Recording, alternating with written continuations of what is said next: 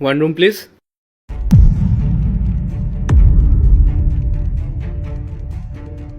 পূজা, অন্য কোথাও চলো। অন্য কোথাও কেন? এখানে কি প্রবলেম? ভালোই তো হোটেলটা। আমার মনে হয় না এখানে সার্ভিস ভালো হবে, তুমি চলো। Excuse me sir. ম্যাম, এখানে আশেপাশে আর কোনো হোটেল নেই। হ্যাঁ, আমারও আর অন্য কোথাও যেতে ইচ্ছা করছে না, আমি এখানেই থাকবো। এমনিতেও আমি খুব ক্লান্ত হয়ে গেছি রাহুল। ম্যাম, আপনারা কি হাজবেন্ড ওয়াইফ হন? না, কিন্তু খুব তাড়াতাড়ি হয়ে যাব। Wow, congratulations. তা কতদিন আপনারা একসাথে আছেন? আমরা 2 বছর হয়ে গেল একসাথে আছি। আরে তুমি রুম বুক করো না, এবার পার্সোনাল কোশ্চেন কেন জিজ্ঞেস করছো? রাহুল, এটা কি হচ্ছে? তুমি এরকম বিহেভ কেন করছো? ও কত ভালোভাবে আমাদের সাথে কথা বলছে, আর তুমি রাগ কেন দেখাচ্ছ? আরে আমাদের লেট হয়ে যাচ্ছে। লেট হয়ে যাচ্ছে? আরে আমরা তো এখানে রেস্ট করতেই এসেছি, তাহলে লেট কি করে হলো? তাও তুমি চুপ করো। I am so sorry. It's okay ma'am, যদি স্যারের এখানটাতে ভালো না লাগে তাহলে কোনো ব্যাপার না। আরে না না, ও একটু এরকমই। আসলে কি বলতো, ও না আমাদের বিষয়টা কাউকে বলতে চায় না। আমরা কোনো সোশ্যাল মিডিয়াতে ফটো আপলোড করি না, ও বলে যে সবার নজর লেগে যাবে। হ্যাঁ, অ্যাকচুয়ালি এরকম রিলেশনশিপগুলোকে লুকিয়ে রাখাই দরকার। তাই আমরা একেবারে বিয়ে করব, তারপর সবাইকে জানাবো। হ্যাঁ, আপনাদের ডিসিশনটা খুব ভালো, আর চিন্তা ভাবনাও। আপনি কি ম্যারেড? অ্যাকচুয়ালি আমি ম্যারিড ছিলাম, এখন আর না। আমাদের ডিভোর্স হবে। Divorce? I am so sorry. Can I ask you, আপনাদের ডিভোর্স কেন হচ্ছে? ওই যে সব পুরুষদের গল্প, এক্সট্রা ম্যারিটাল অ্যাফেয়ার। আর আমি ওর গার্লফ্রেন্ডকে ওর সাথে দেখে নিয়েছি। তাহলে ওর গার্লফ্রেন্ড কি পাগল নাকি যে বিবাহিত পুরুষের সাথে আছে? আসলে ওই বেচারি গার্লফ্রেন্ড জানতোই না যে ও ম্যারিড। ও আমাদের দুজনকেই ধোকা দিচ্ছিল।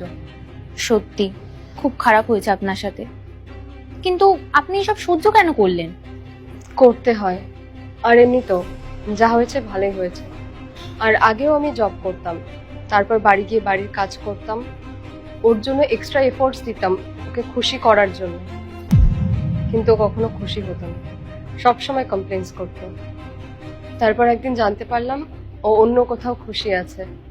এতে আমার ভালোই হয়েছে, আমি এখন নিজেকে সময় দিতে পারছি, নিজেকে খুশি রাখতে পারছি। আপনি খুব ভালো কাজ করেছেন।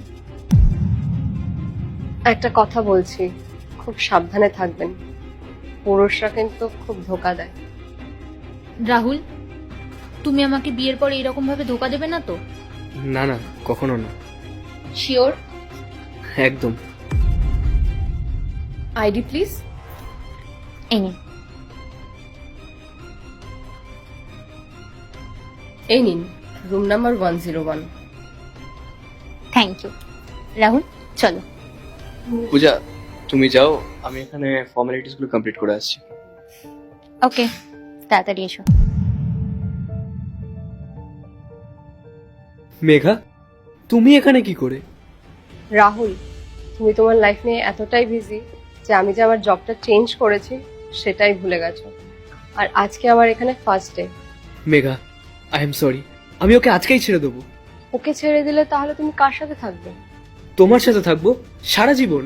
এরকম আর কখনো হবে না, প্লিজ। কিন্তু আমি তো তোমার সাথে থাকতে চাই না, আমি তোমার থেকে ডিভোর্স চাই। আর তুমি তো ওর সাথে হ্যাপি আছো, তাহলে ওর সাথেই থাকো। আমি হ্যাপি নেই, আমি শুধু তোমার সাথেই হ্যাপি থাকবো। যদি তুমি আমার সাথে সত্যি হ্যাপি থাকতে না, তাহলে অন্য মেয়ের সাথে এভাবে হোটেলে আসতে না। তুমি আমার মনটা তো ভেঙে দিয়েছো, কিন্তু আমি সত্যিটা বলে ওই মেয়েটার মন ভাঙতে চাই না। কিন্তু একটা কথা সবসময় মাথায় রাখবে রাহুল, সত্যিটা কখনো চাপা থাকে না, একদিন না একদিন সবার সামনে আসবেই। তখন তুমি কোথায় থাকবে? প্লিজ মেঘা। তুমি এখান থেকে যাও। যদি ওই মেয়েটা চলে আসে না, তাহলে আমি কিন্তু সত্যিটা লুকাতে পারবো না। এর থেকে ভালো তুমি চুপচাপ এখন এখান থেকে চলে যাও, আর জীবনে কখনো আমার সামনে আসবে না।